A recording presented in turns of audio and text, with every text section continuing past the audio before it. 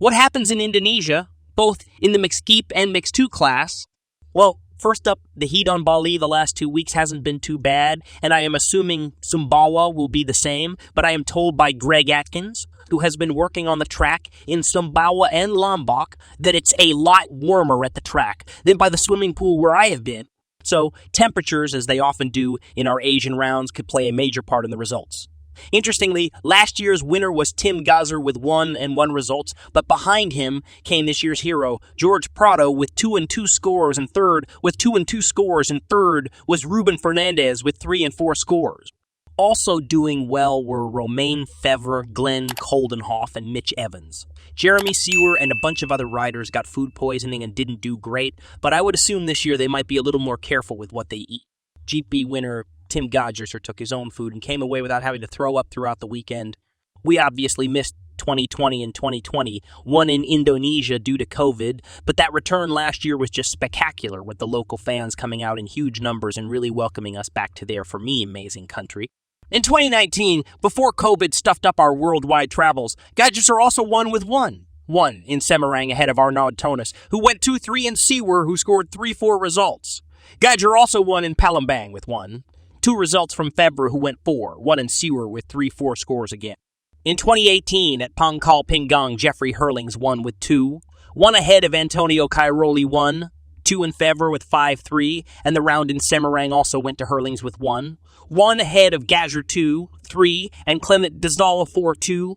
Of course, our first trip to Indonesia in 2017, it was the mud race, with pouring rain only making it possible to have one moto, won by mud specialist Sean Simpson from Coldenhoff and Desal.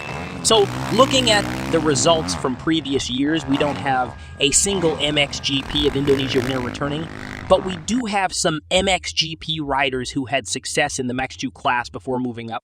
Sewer did win the Mutter in the Mx2 class in 2017, and Jorg Prado has won in Mx2 at Semarang in 2018 ahead of Paul Jonas and Calvin Vlaanderen. And a week earlier, Vlaanderen had won at Pangkal Pinang with a perfect 1-1 result. He beat home American Thomas Covington and Prado. Prado also won at Semarang in 2019 with 1 scores ahead of Tom Vial and Vlaanderen, while a week earlier Prado won with 1, 2 from Vial again and Olsen third. Vial won in 2022 with 1 ahead of Simon Langenfelder and Thibaut Benestant. So, from both classes, we have only Prado and Vlaanderen returning to Indonesia with victory in their rearview mirror. Gazer, Hurlings, Simpson, and Vialal all, of course, will not be there. For those reasons, I am going with Prado extending his championship points lead but getting some serious hurry-up from Vlaanderen and Sewer on the Blue Machines, with Coldenhoff also being a contender for success in Indonesia and adding the name Fernandez to the list of possibly podium men. Now watch Fevre come out and win both rounds and make my tips a complete joke, as they often are. As we mentioned, Fevre did win a moto in 2019 and finished 2nd overall, was 3rd in 2018 and was 4th in 2018 and was 4th in 2022, so maybe I need to add him to my list of possible winners.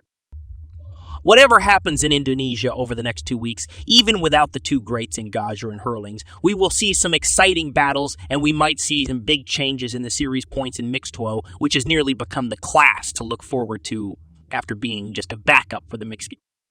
Boys,